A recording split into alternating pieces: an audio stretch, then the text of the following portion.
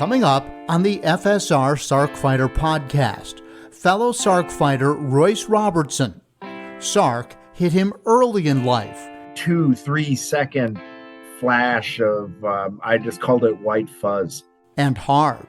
And I said to the nurse, what happened? It wasn't 4 hours. And she said, the doctor will be in a minute. And like me, Royce is a cyclist. And like me, Sarc has made his passion difficult to pursue. My doctors keep talking to me about find ways to challenge your body without straining your heart. That interview is coming up. This is the Sarc Fighter podcast, living with sarcoidosis and other rare diseases. Here's your host, John Carlin.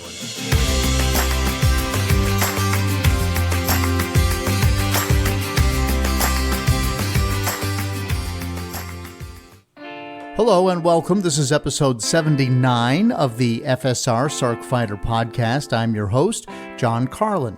This episode is brought to you by Atyre Pharmaceuticals. To learn more about their new pulmonary sarcoidosis trial called EFZO-FIT, visit stopsarcoidosis.org/Atyre trial. That's ATYR trial.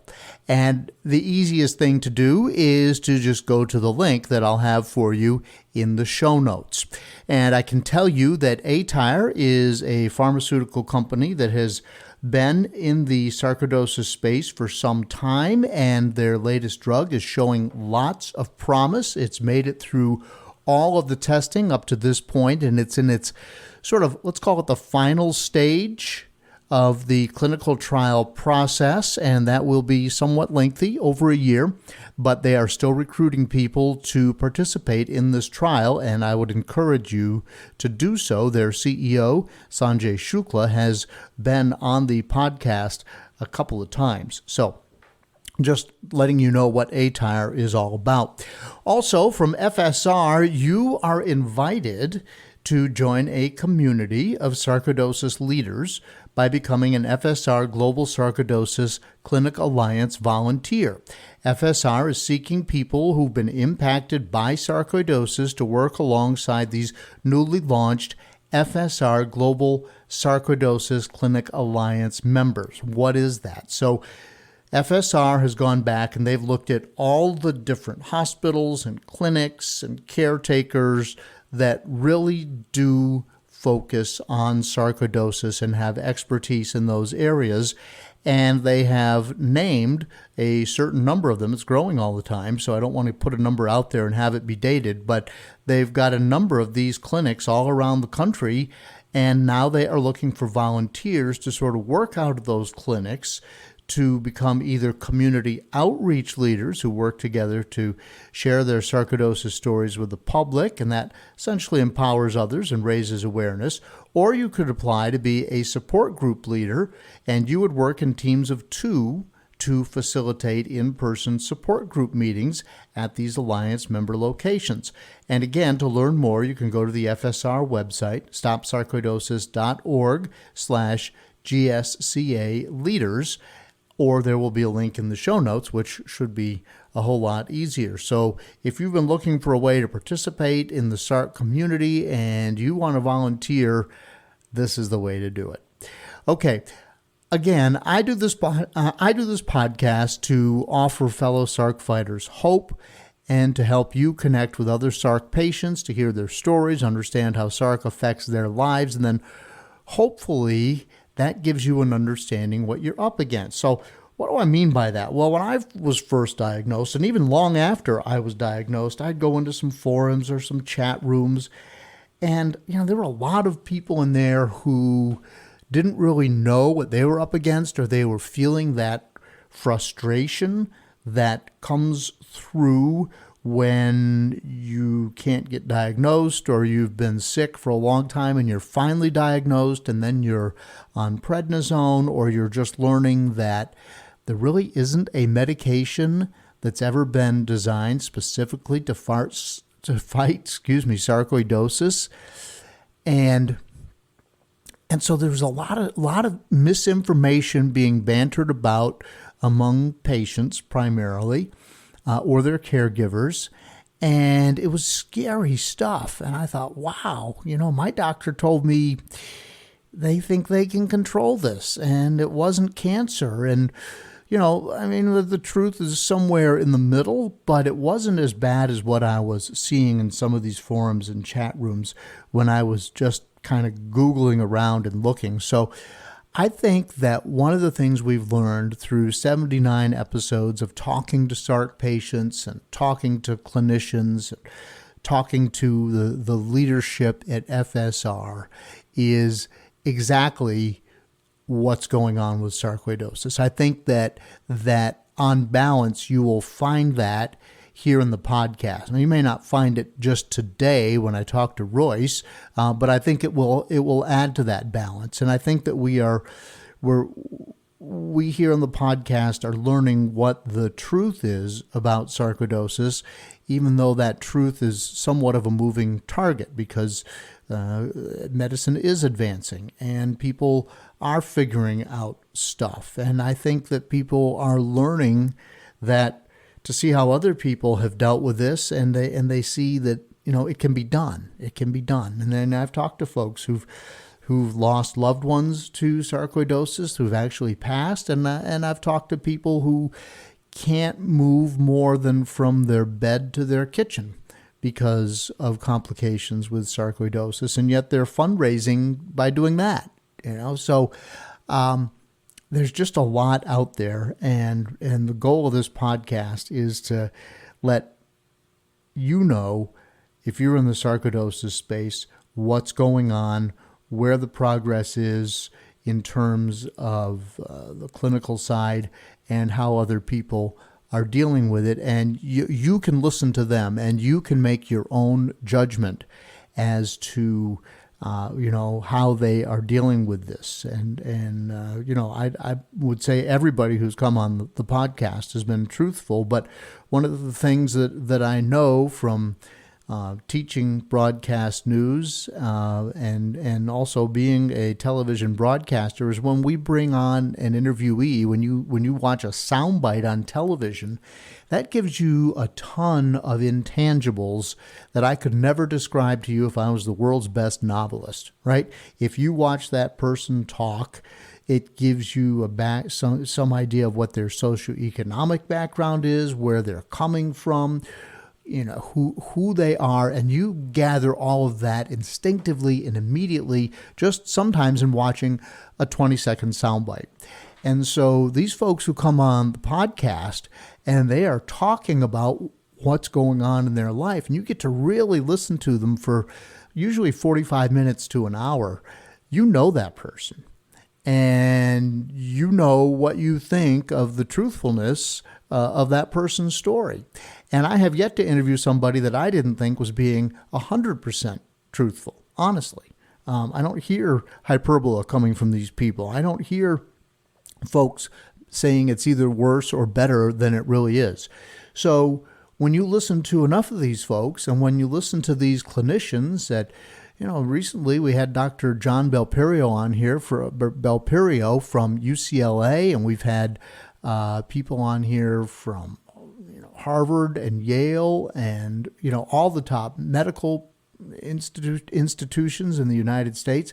They're coming on and they're talking about what they're doing and how they are actually looking at sarcoidosis. So I'm hoping that all of this gives you some hope and some perspective. Okay. Now, today I'm recording in January of 2023. And I got to tell you that late December and early January have been challenging for me health-wise. As far as I know, not related necessarily to sarcoidosis.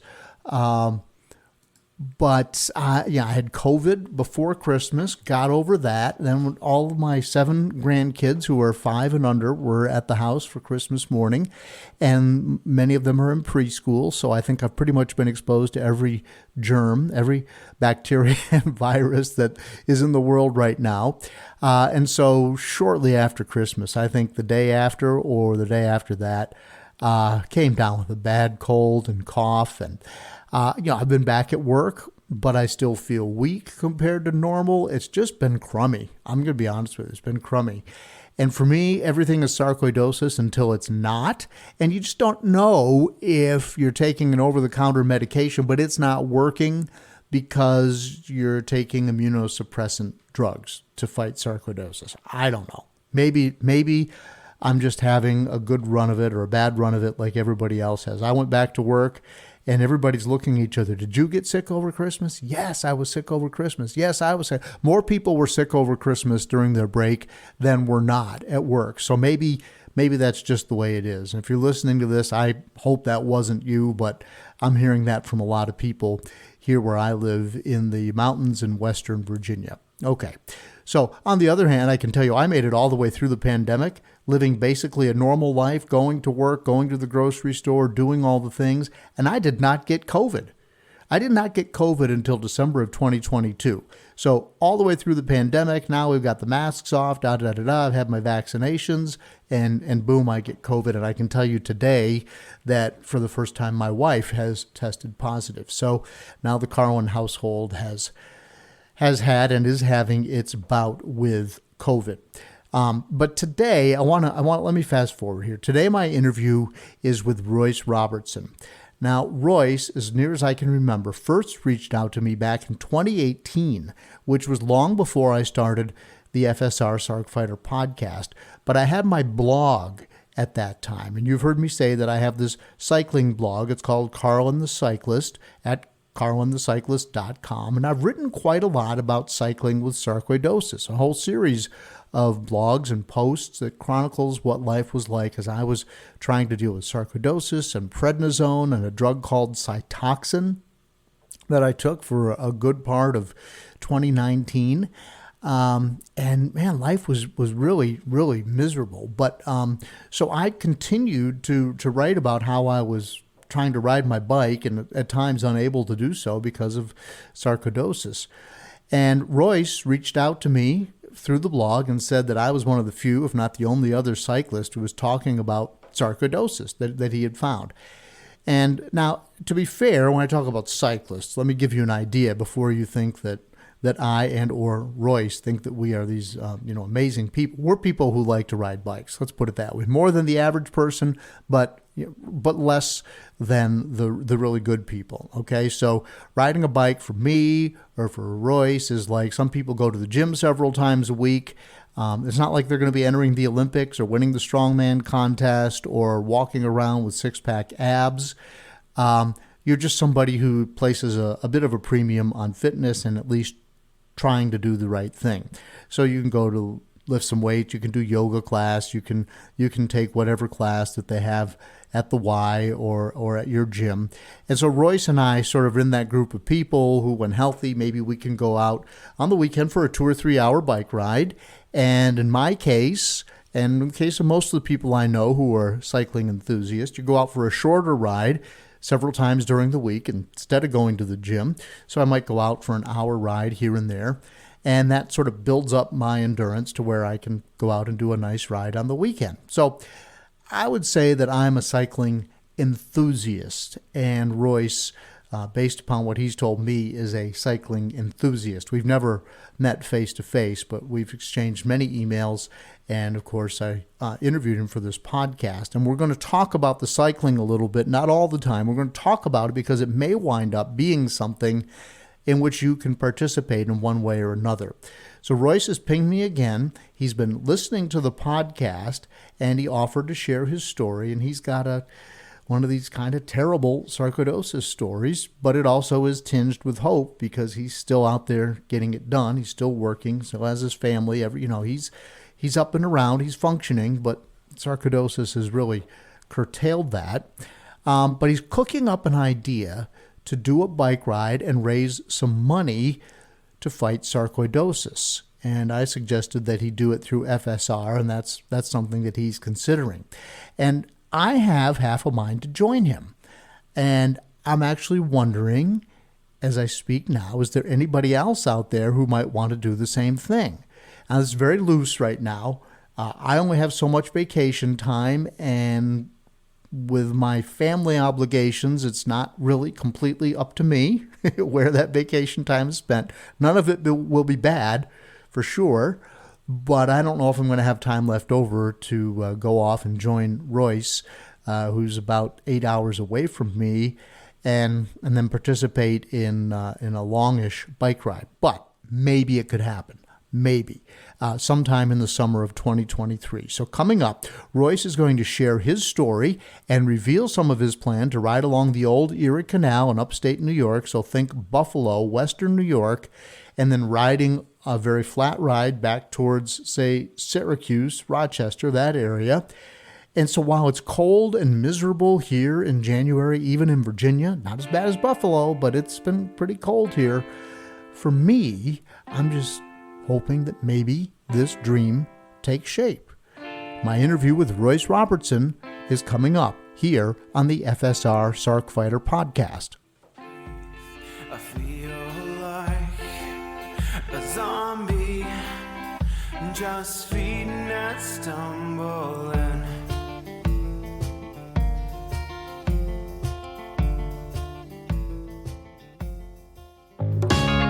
Hi, I hope you're enjoying the Sarc Fighter podcast. You may be wondering, what can I do to help? How can I be a part of the sarcoidosis solution?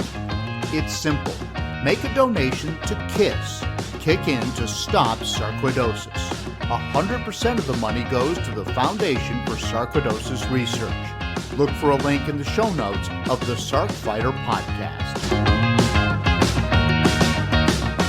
Welcome back to the FSR Sarc Fighter podcast. Joining me now is Royce Robertson. And Royce, tell me more about when sarcoidosis first started impacting your life.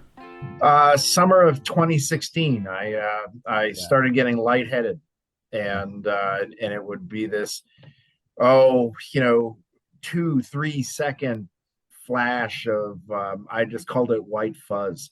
And it was a warm sensation, my eyes would fuzz out, and then I'd come back. I wouldn't pass out or anything like that. Mm-hmm. And that's really where it started. And I was, and it would, it was one time, then it would be the next week, and then a couple of times a week, and then started getting up to about a couple of times a day. And I was hiding it. I wouldn't tell anybody about it.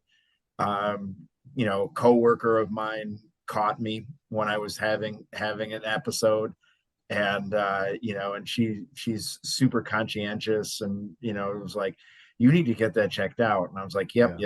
And then my wife, then I told my wife about it, and she was basically like, all right, you get to a doctor, or I'm going to drag you there myself.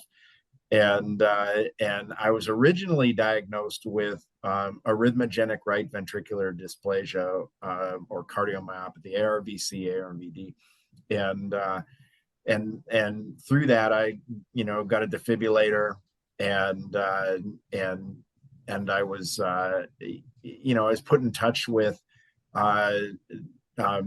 Dr. Calkins at Johns Hopkins, because he runs the ARVD clinic there. Yeah. And so from summer of 2016, you go through all this stuff, all this change in my life. Fast forward to April of 2017, I was down at Johns Hopkins for an epicardial ablation, thinking that I had ARVD. And so they put me under they said, we're going to give you we're going to put you under, we're going to do a transesophageal echo and map your heart, and then we'll do the ablation. And they said it'll take about 4 hours.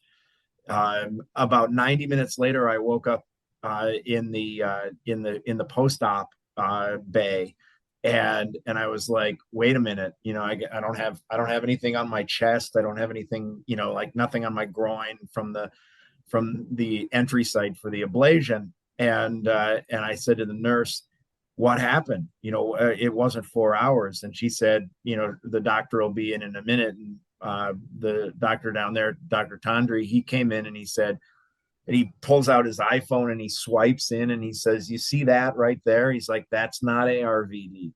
That is cardiac sarcoidosis. And he said they can be commonly misdiagnosed, and you don't have ARVD, you have cardiac sarcoidosis. And one of those, he explained what a granulome was, and he said one of them is so inflamed that it pinched off a vessel on your right ventricle, and you have a lima bean sized clot on your right ventricle. So in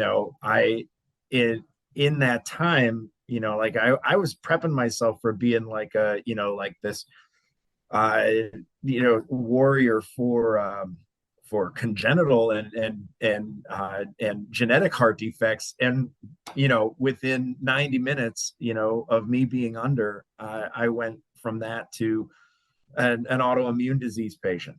And that was the first time I'd ever heard the word sarcoidosis.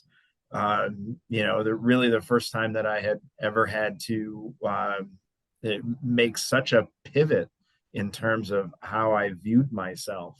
And so it was a really a crazy 9 months. I would guess. Wow. So now you've got sarcoidosis. What did they do next? I mean, your heart is not like, okay, they've still got to solve that problem, and they've got to attack the bigger problem of sarcoidosis, because it's not going to stop there typically. Yeah. So, obviously, I always try to explain to people that it's not a plumbing problem, it's an electrical problem. And so it's an autoimmune disease. So the treatment at that point was pretty standard, taper on steroids and suppress the immune system. So I started out on 80 milligrams of prednisone, and then twice a day orally taking mycophenolate or Cellcept. And and I made some significant changes to my diet. The folks at Johns Hopkins were pretty clear. They're like, we're not going to give you anything that's rigid or incredibly difficult to follow. Essentially it's follow the USDA guidelines, particularly watch out on salt, sugar, and fat. And so, for the most part, in terms of the kind of the medical treatment, that's what I focused on. The other things around it, because so back up for a second. I also had sarcoid in my lungs and in my liver. Now, wait a minute. How did they find that? That was just part of the. So when they went in to do the ablation, and saw the sarcoid, they immediately kicked off a routine of, I spent an extra 4 days in the hospital down there doing PET scans and, every other bronchial biopsies, everything that you could possibly imagine. So they, once they realized that I didn't have ARVC, ARVD, and, and it was sarcoidosis, that it kicked off all of these other things, these routines that they needed to do in order to get a full scope of the disease.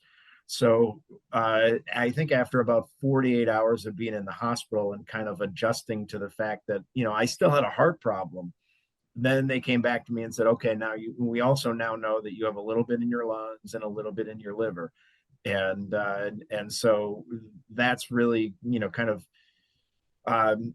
those were secondary to me. Right. I didn't put as much stock in that, or at least as much concern toward it, because they said it was a little bit, and your heart is all jacked up, because we know that. Yeah. It's like one of those things where it's like, okay, I'm still breathing, and I feel normal when I breathe. It's not like I am short of breath. I've never been short of breath. And it's not like, there's other things going on with my body in regards to the liver. When there's a problem with your heart, you feel it every beat. Here's some crazy stats. So in all of this testing that they do, the PET scans, everything like that, you've probably heard of an ejection fraction, which is the amount of blood that leaves your left ventricle right when your heart beats every time it squeezes. Well, right. Normal human beings, 70%, 75%, 80%, no one's 100%. even the healthiest people still have a little bit of remainder of blood in their left ventricle. Mine was 35%. And 35. Wow. 35%. So, half of the average, the normal. And so, the performance of my heart was pretty poor. I didn't feel it a whole lot. The only things that I really felt were a lot of, I didn't know what they were called at the time. I would just call them palpitations, or often I would refer to them as deep beats. Yep. Real thuds, and so PVCs, premature ventricular contractions, tachycardia, so I had a lot of flutters, thuds, and rolls in my chest. It was just, sometimes everything would just kind of flutter. Sometimes it would be, you'd get one of those PVCs. And this is after they start giving you the prednisone and all that stuff. Because no, I was experiencing that the whole before. time. I just never had a name for it. You didn't know what it was. Okay. And then they went in and they were going to try and do this major heart surgery. They see the lima bean sized, they call it a lesion, blockage, whatever. Clot. It was a clot. Clot. Okay. But that was a granuloma, right? It was a granuloma that had aggravated a vessel. So it had gotten kind of like acne, it had gotten so inflamed that in its swelling and growing, it had pinched off a vessel on my right ventricle. And that's what caused but they couldn't fix that. They couldn't fix that manually, like going in with a tube or something. And no, that basically hammered me with oh God, I can't think of the anticoagulant while I was in the heparin. Blood thinner. Okay. Yeah. Hammered me with heparin when I was in the hospital. And then I've been on Xarelto ever since. So they gave you the blood thinner and then said, we're going to fix this with prednisone and reduce that inflammation and try to reopen that artery. Okay. Yep. But then of course they discover Sarc elsewhere in your body, and you're not too particularly concerned about it because, oh, by the way, your heart is acting really funny and you're having these blackouts. So now let's advance into your therapy a little bit. How long were you on the 80 milligrams of prednisone? Did that work, and how miserable were you? I think overall, I did 3 tapering cycles before we really saw change. And so that would be 80 for a month, and then 60 for a month, and then 40 and 20 of that typical pattern of taper. And then I'd go down and I'd do a PET scan. So it was, taper from 80, 6 months, get a PET scan, check the results, taper, figure out how bad or good it was, and so I think I started over maybe 2 or 3 times on that taper. I saw a lot of progress in those 3 tapers until about maybe it was about August of 2018 or 2019 when I got down to my first time I got down to a maintenance level, and then I had a regression. And then when I had that regression is when the doctors at Hopkins chose to switch me from prednisone to methylprednisolone, and also add an infusion of Inflectra in order to double up on that steroid sparing agent, and really kind of clear the path for the steroids to work as efficiently as possible. And and so I've been on both prednisone, methylprednisolone. So I'll kind of talk about how each one of those messed with me in different ways. So did you get the moon with the prednisone? Did you get the moon face and the irritability and all of that? Strangely enough, prednisone, the two biggest side effects for me with prednisone were irritability and sleeplessness. It was like chugging Red Bulls every day, and that was about all. Methylprednisolone or Medrol, on the other hand, I was sleepless, I was irritable, I got moon face, I had more acne than I did when I was a teenager. And so they were, even though they both have basically the same side effects, each one of them affected me in different ways. So kind of every once in a while, if I had to joke about it, I would say I'd rather be on prednisone, because at least I can get a lot of stuff done around the house because I'm not sleeping. But, right. And in the job that I work in higher education, I spend a lot of time talking with, department chairs, deans, provosts, vice presidents, things like that. And I'm not the tallest person. So when, there's nothing like trying to gain professional respect with people. And when they're looking at you, what they're looking at is the range of zits that's across your forehead. And, yeah. You're a fully grown man in your mid 40s. And it was just, it was a real knock to my self-esteem, my self-confidence. And I wanted to eat everything, like second breakfast, third breakfast. I would much rather be on prednisone if I had to choose. Wow. So you and I both have been sort of charting a course with sarcoidosis since 2016. That's when I was diagnosed, and I'm sure I had it long before that, but that's so diagnosis. So you went through these different stages with the various drugs, and did that work? Did you knock it back? Yeah, so I'm very happy to say that my last four PET scans have been, in terms of when you do the PET scan, they give you the nuclear sugars and everything relies on the FDG uptake.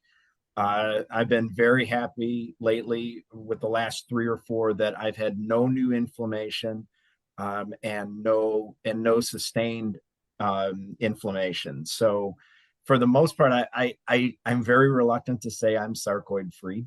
But I've been, the last 3 or 4 have been very positive, good news. The doctors at Hopkins are very, very happy with my progress. So I would say that treatment worked. I've had some other things along the way that have been complications. I have steroid induced osteoporosis. Oh, really? Because too much prednisone. Yep. Despite taking a calcium supplement, I still had a degradation of the bones. I was originally diagnosed with that in June of 2019. I think. Okay. Yeah, June of 2019. And it was pretty, it wasn't osteopenia. It was like full blown osteoporosis. The numbers were pretty shocking. And so at that time, I also started a regimen of Fosamax and refocused on calcium supplements. And I'm proud to say that I've had about 8 or 9% bone density, kind of regained 8 or 9% of bone density in that time. And so I'm now technically back into osteopenia in that regard. Actually, in my endocrinologist at Johns Hopkins said that it's not miraculous, but way above average. And some of that can be attributed to the supplements and following the regimen, but also my exercise routine. I also had, because I used to take amiodarone. It's an anti-arrhythmial. And when you tell someone that you take amiodarone and you're in your 40s, their usual response to you is, you're not going to be taking it for long, because that's usually a drug for people in like their 70s and their 80s. Ooh. It's not it's not kind to the body. As a friend of mine who works in medicine told me, it turns most organs into Swiss cheese. Oh, she was joking, but really kind of trying to give me a reality check. So as a result of taking amiodarone for about 2 years, I ended up with toxic thyrotoxosis, It's an overactive thyroid, and so I had to stop taking amiodarone, had to go through some treatment to get my thyroid under control. So in many regards, the treatment of the steroid treatment and the immune suppression did exactly what it needed to do to get the sarcoid under control.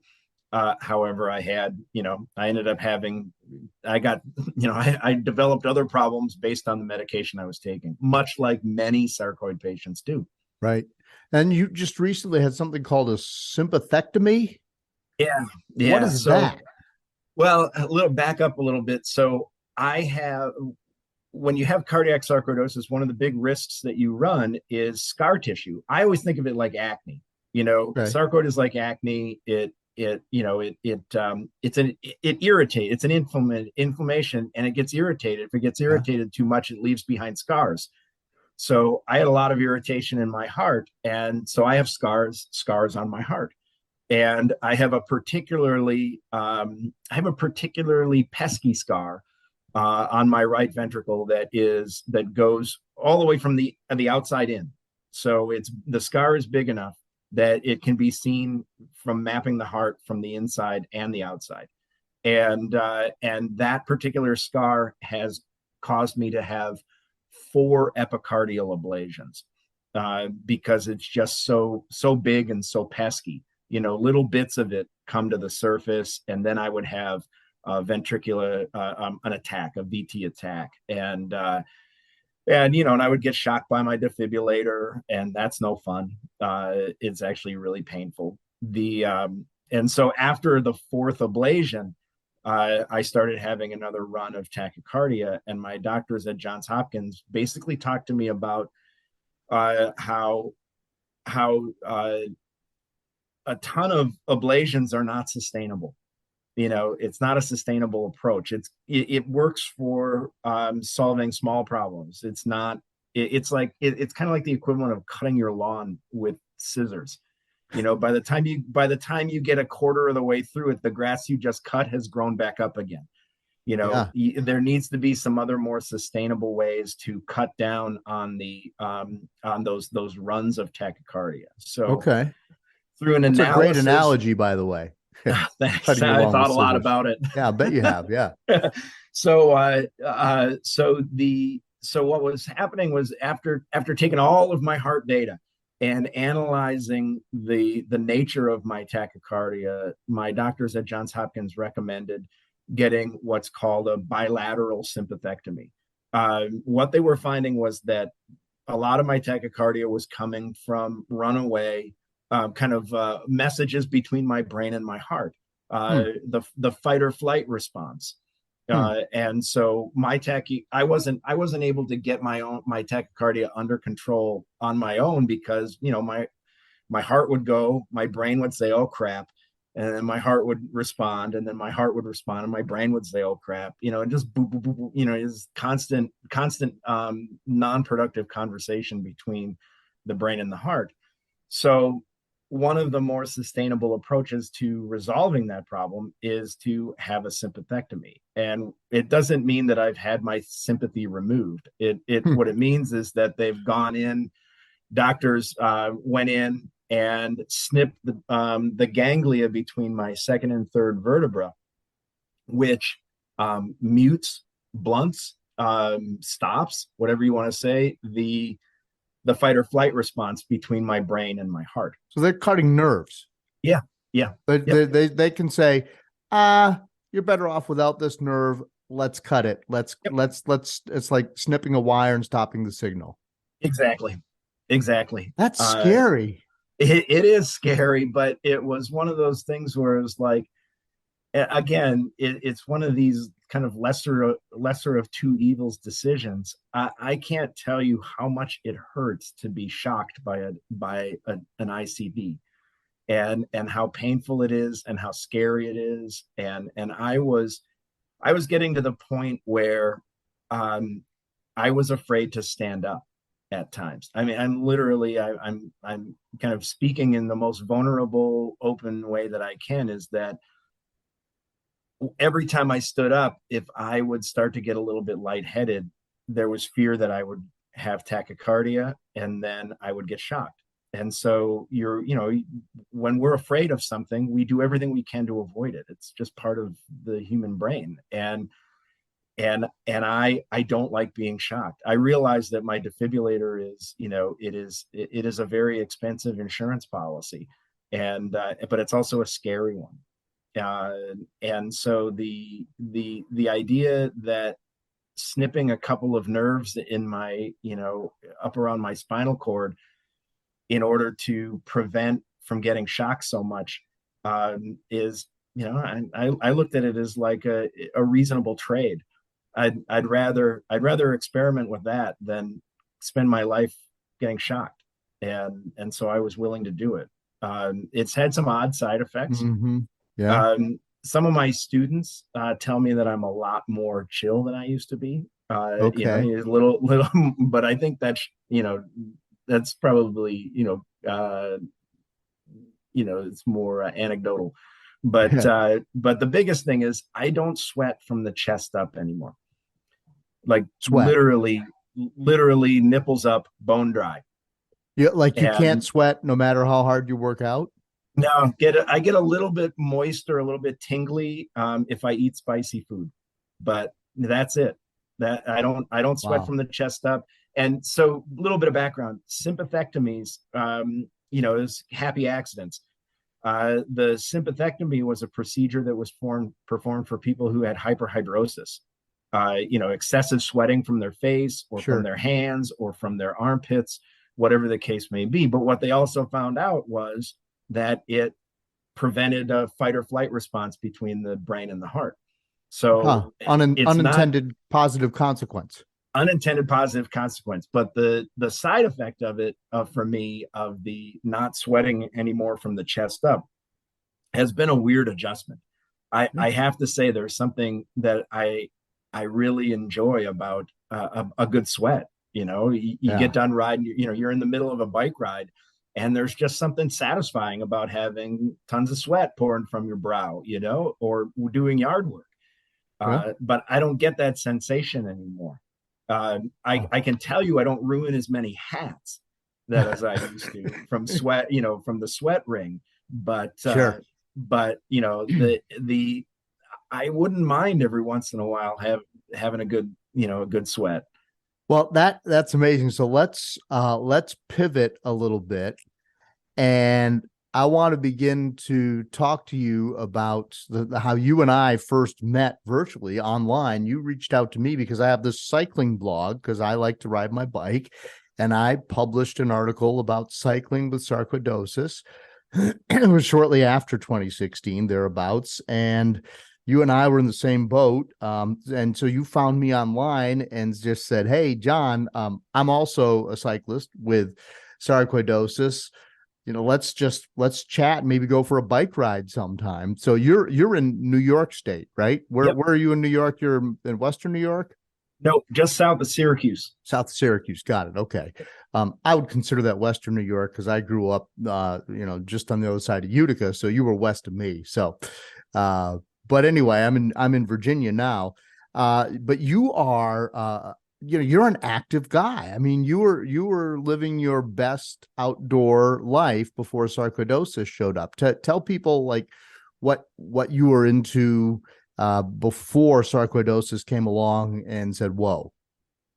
Yeah. So yes, I've always been an active person, and when I was younger, riding usually took the form of. When I was a kid, my dream, I wanted to be a BMX star.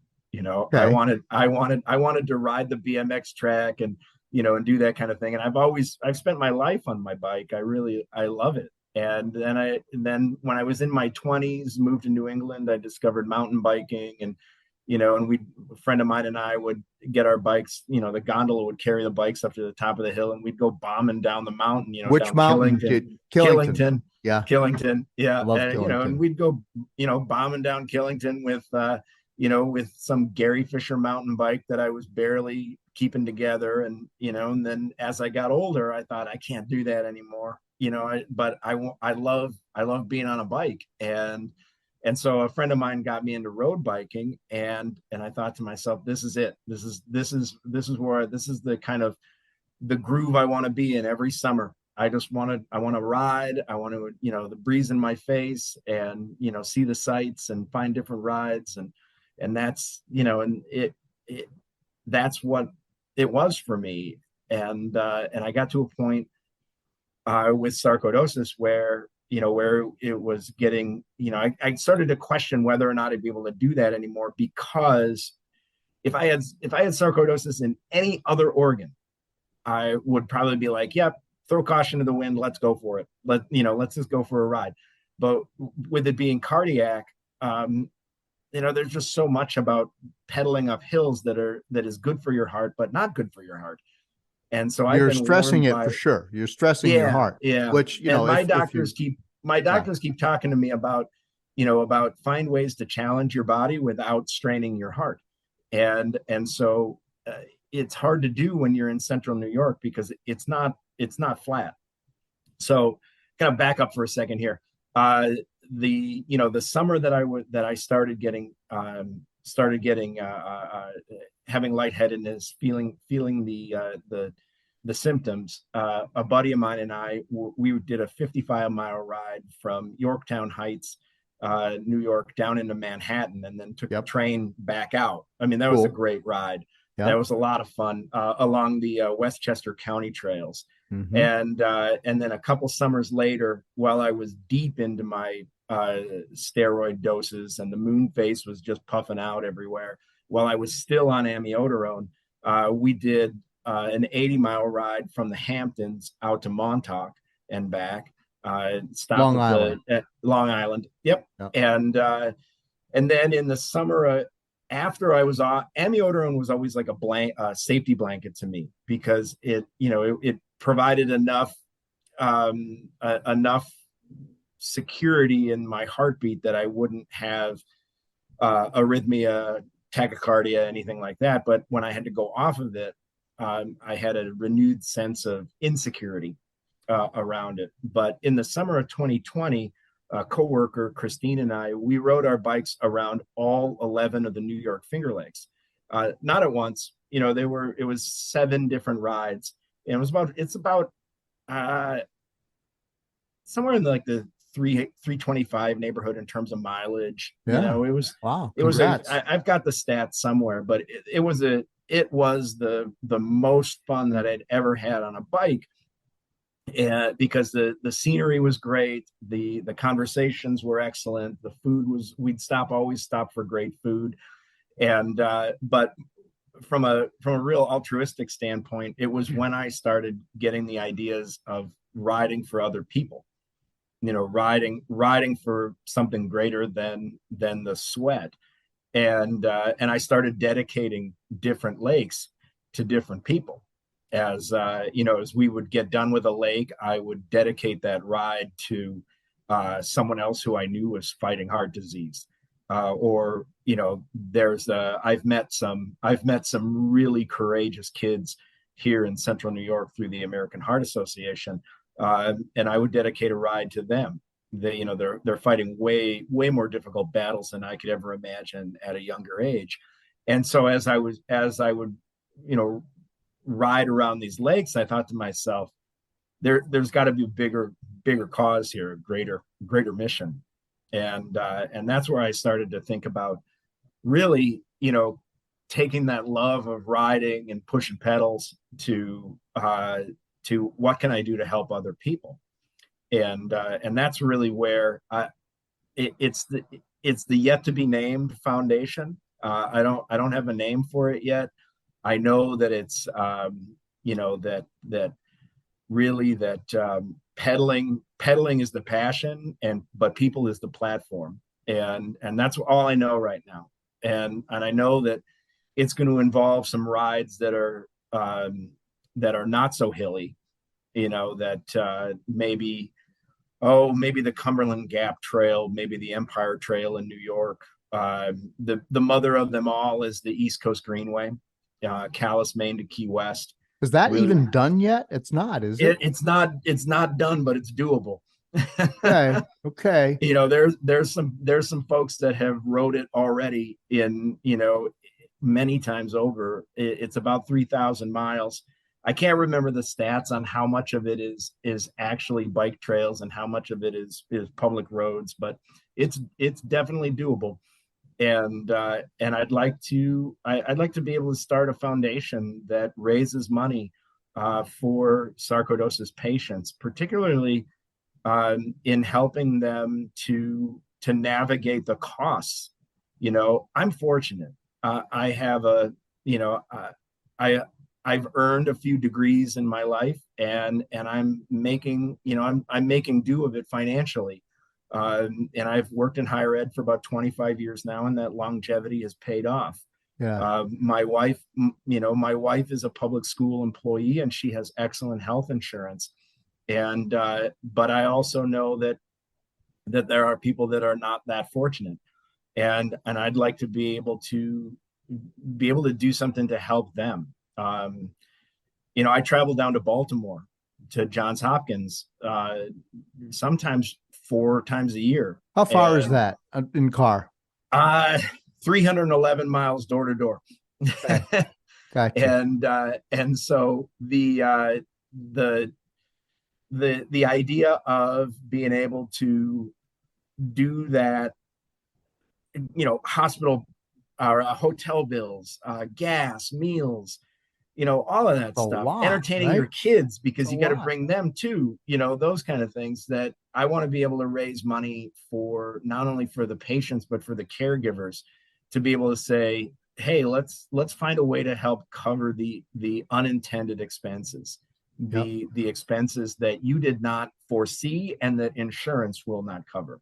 Right. And do it as like a grant program, but also do it as raise money through riding. You know, either raise money by the mile, or, you know, have celebrity rides. Like, hey, you want to ride with John Carlin? You know, you want to do the Empire Trail with you know, John Carlin, and oh, by the way, this is the donation you need to make, and here's the people it's going to help. That's Well, awesome. Yeah. those kind of things. Royce and I will continue to talk about the bicycle fundraising aspect of what may happen in just a few minutes. But in the meantime, he started talking to me about how he dealt with everything sarcoidosis is thrown at him.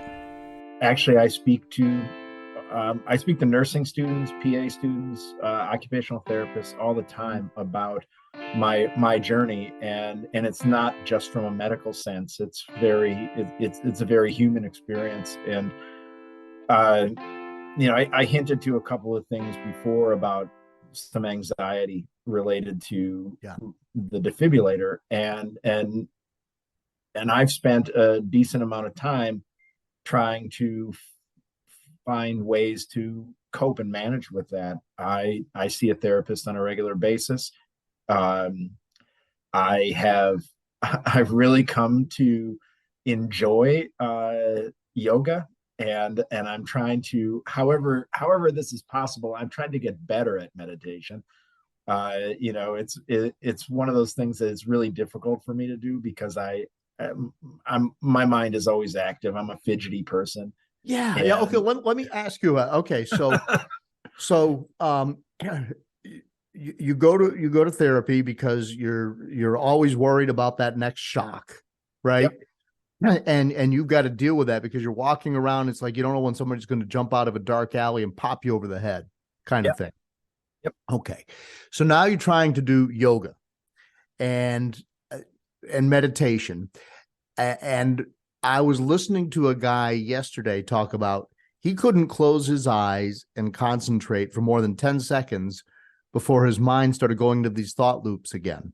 Just all the things they were worried about, all the things they had to do today, all the different attacks on their life from various quarters, from other people. And so you are struggling with that. I'm sure that if I tried it, I would struggle with that. The thing that I found to be let's say, the most centering for me are a couple of different practices that really help me to get away from that constant worrying, list making kind of, let's say, train of thought. Number one is, so I work at a Jesuit college, and they're kind of a pretty merry bunch of Catholics, and the Jesuits always talk about consolation and desolation, and that we naturally spend our lives in kind of desolation, thinking about all the things that could go wrong. But what we have to do every so often in order to balance that out is stop and find consolation and look at even the smallest things. Like I can say, with consolation, I'm here today. Or I can say with consolation that I've made it to 11:06 a.m. and I have not felt a PVC in my chest today. And those are the kind of things that I have to take stock of and to be grateful for and to show that gratitude. And so one of the ways that when my mind is just burning in terms of the negative things, is I have to remind myself to find consolation. And even the smallest things. And as I just start working through those and repeating them to myself, then I start to give up some of that desolation and that more negative mindset, or those thinking about all the things that could go wrong. It's hard. It's very hard to do, but if we don't intentionally practice it, we're not going to get any better at it. So consolation, desolation is one thing. The other thing is, I worked with a therapist early on in my journey when I would say that I was the most nervous about basically being shocked to death. I would have nightmares about very graphic things where I would be hurt, or I'd be in an accident, and my defibrillator would just keep shocking me because that's all it knows what to do. It was just doing its job. And so I had to spend some time in therapy talking about that. And the first therapist that I worked with gave me a great strategy called longest best day. And what I would do is I'd identify 3, 4, 5 days of my life that had substance to them and were predominantly a good memory. So wedding day, the day that my daughter was born, one of those bike rides with my friend Jerry, where I'd think about getting up in the morning and work through every step of it. And so whether I'm lying in bed sleepless, or I'm at a doctor's appointment and I'm stressed about some results, or I'm in the midst of a panic attack, I've had many.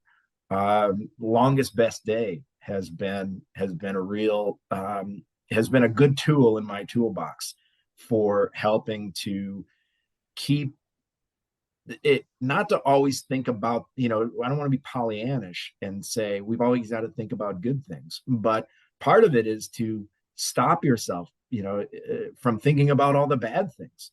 Do a little bit to help yourself by not immediately turning to all the things that could go wrong. And so those are a couple of strategies that I use that help me to stay focused on the positive. And it has been helpful. I have to say, some days are better than others. And even though my sarcoid is under control and I don't feel like I'm at the mercy of the inflammation, I still have scars on my heart. I still have a defibrillator in my chest. I still run the risk of tachycardia and getting shocked. And I have to, in some regards, I have to behave. I have to watch out for that. I have to try to prevent it. And just keeping myself in a state of more positive mental health only stands to benefit me. For sure. Yeah. So let's talk about how sarcoidosis has impacted your life outside of your body and what it's doing to you, because you're married, you are a professor, you have children. How have all of these illnesses and diversions and hospitalizations and medications affected your relationships with the people closest to you? Yeah, no, it's a great question. And the two people closest to me are my wife Rebecca and my daughter Claire. They have, I have to say, they've seen me at my best and my worst. Uh, they they they were there in the room when I passed out and started going into a pretty serious cardiac event. And I woke up. I woke up with my head in my lap, or head in my wife's lap, and my daughter in the corner screaming things that I don't think the listeners want to hear. Not, they weren't curse words, but they were pretty dark, you know. Wow. And she was 9 at the time. Okay. They thought I was dead. Wow. Wow. So has, because this is very tough for our loved ones. You know, we're going Very. through this, but they didn't ask for it. No. Yeah, they were fat and happy, and I mean, that's a kind of a dumb expression anymore, but they were just living their life with someone they loved, and all of a sudden here comes this haymaker, and now they have to adjust because you don't have any choice, and if they're going to go with you, they're going to have to go down the road you're traveling, and that's not easy. Yeah.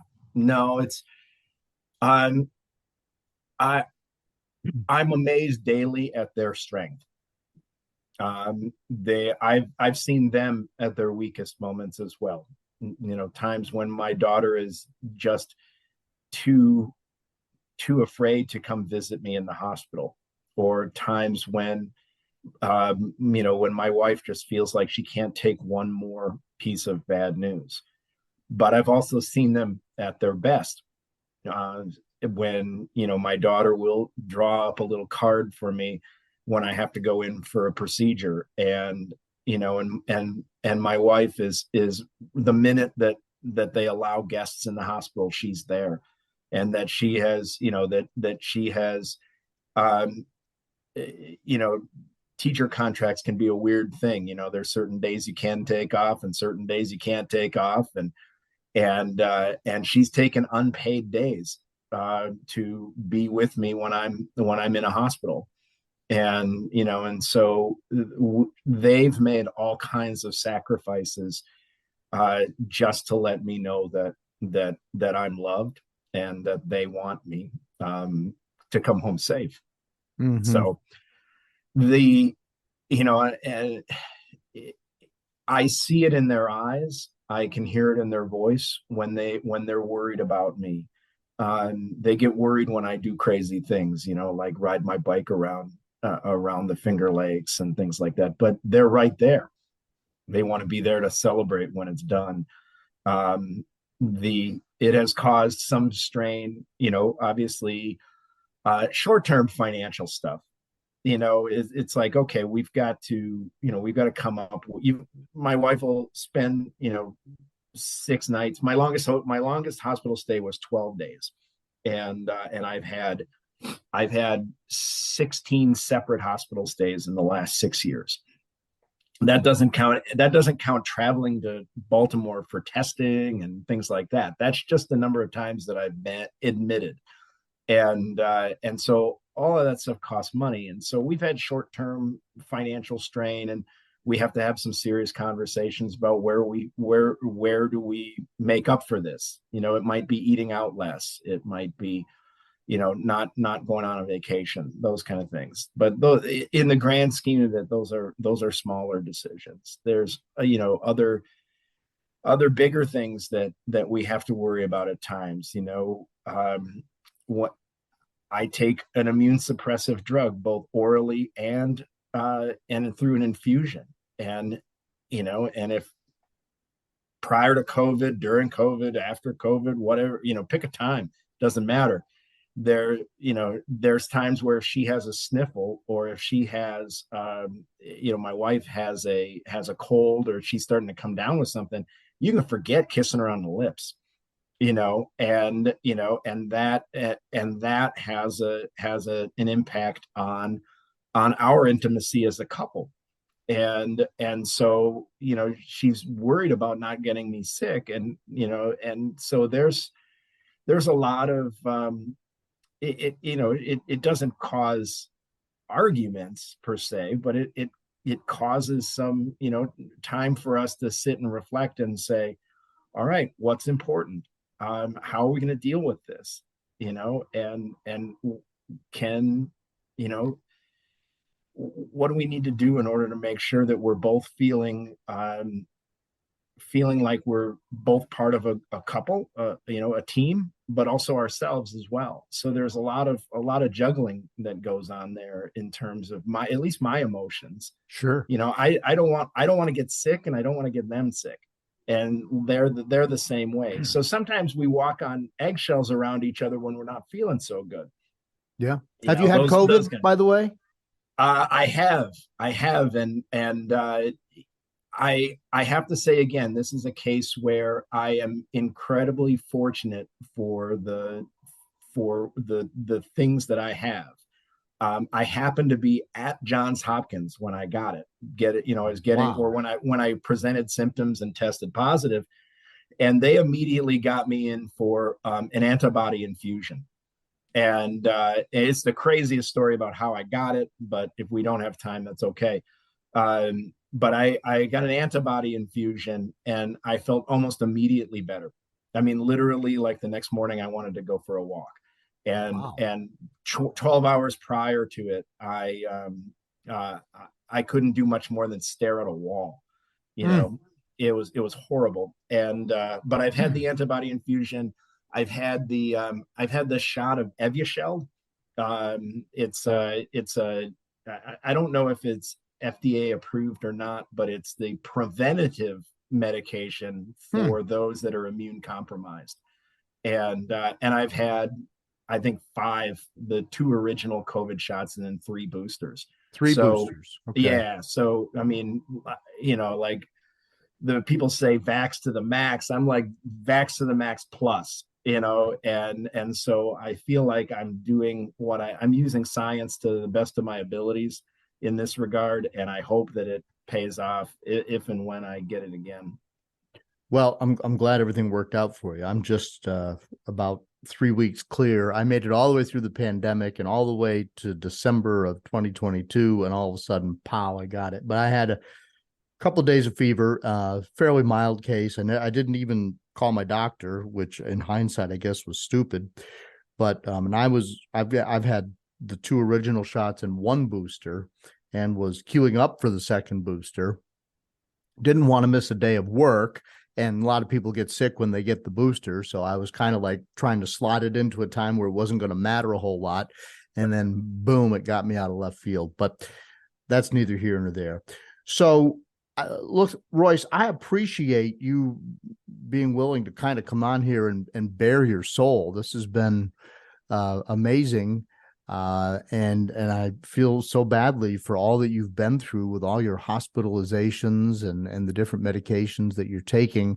The good news is that as you sit here today, you're feeling quite good, right? Oh, absolutely. And now you are scheming, and I, to the extent that I can, I want to scheme with you to do some sort of a fundraising bike ride for sarcoidosis. And the Empire Trail goes all the way across New York State. It's flat, follows the Erie Canal, right? And the canal is, without rapids, except where they have the lift locks to get around the rapids. But essentially there's very little elevation gain if you go from Buffalo all the way to Albany, all the way across the state. And most people do that in like a week, I think, don't they? Yep.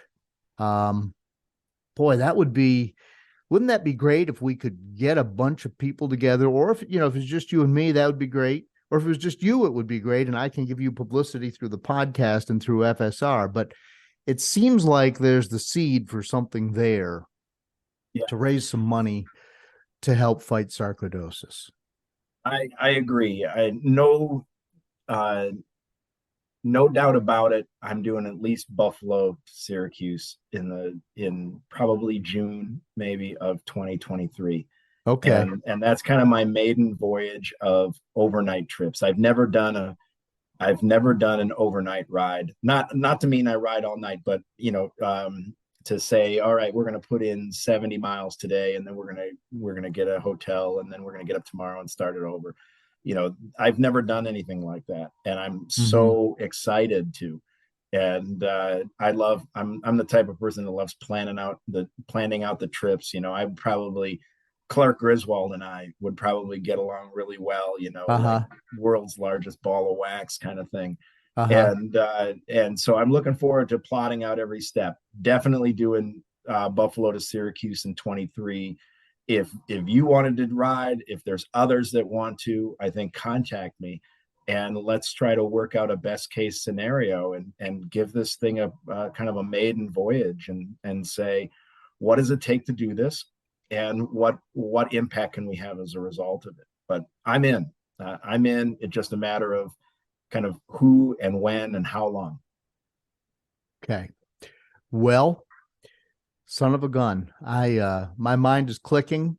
I've got a busy schedule with family this summer, but I actually want to do the bike ride because I've always wanted to do that. I've never done the overnight thing with the hotel and the 70 miles and then the 70 miles. I haven't done that either. Even though that, cycling wise, I feel like, my body can handle that. So let's just keep talking. Let's see if people are listening and they've got some interest, and they feel like this is something that they might be interested in. Maybe we can figure out a way to let this thing get some legs, as it were, and who knows what happens. That sounds like a great idea to me. However the listeners want to get a hold of you or me, and maybe I can start to collect some ideas through my social media and be able to say, okay, well, here's a reasonable date that we're going to nail down. We're going to try this, and if it may be minimalist in terms of organization, like if you want to do this, meet here on this day, right? And let's give it a shot. So how long? So how many days will it take? 2 days? What is it? 150 miles? I think it's about in that neighborhood. Yeah, I would say so. I wouldn't mind going a little less on the mileage and maybe an extra day if possible, just because physically I'm not where I want to be. The last year, even though my health has been better, I have not been riding as much as I want to because, basically doctors saying to me, challenge your body without taxing your heart. I haven't been able to do that as much because everything riding here involves hills. And so I've been a little bit, I'll just come right out and say it. I'm out of shape. I need to be able to maybe cut back a little on the miles and give it an extra day in order to just feel like I'm not breaking myself every day. Gotcha. Well, let's stay in touch. Let's see if this seed starts to grow into a tree, and we'll take it from there. Okay. That sounds great to me. And I just want to thank you, John. I mean, really, this has been an honor to come on this. There's so many people that are fighting sarcoidosis, and they rely on, frankly, people like you and people like me who are willing to talk about it. The different support groups that they might have through their their care providers, and I'd be remiss if I didn't say thank you to all the caregivers out there. My wife is my caregiver. I'm in my late 40s, and I cannot believe that I have to identify someone as my caregiver, and but it's the reality of it. And so I just want to thank them along with you and everyone else who are fighting the good fight. And let's keep fighting. My motto is always the same: embrace the grind. And that is the daily motto for fighting chronic illness, is that you've got to get up every day and kind of take stock of the little things that you do every day in order to stay healthy and make progress. So I hope everybody out there can embrace the grind if they're feeling like they need it. Good deal. Thanks, Royce. Yeah, no problem. I feel like a zombie, just feeding and stumbling.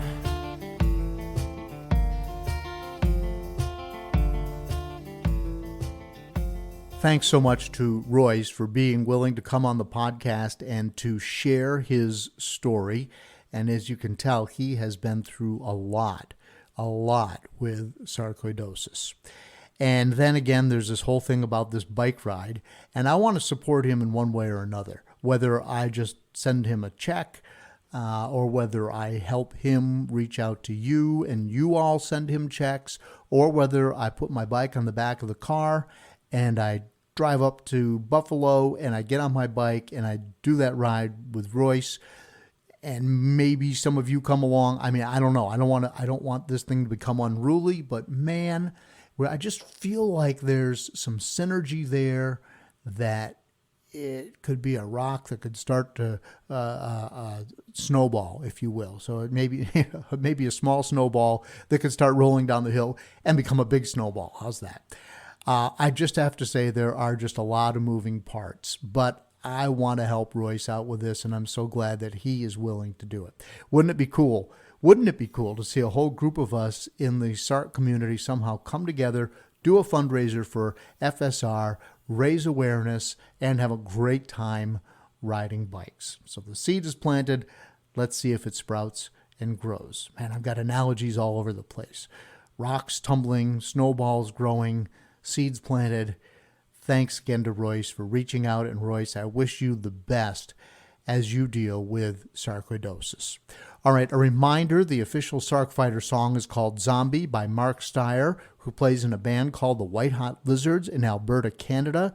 Mark is a fellow Sarc Fighter. That's what led to the lyrics for this song. You can hear the backstory in episode 12. I release this podcast every other Monday. As I'm speaking today, my trusty boxer Dougal has abandoned me.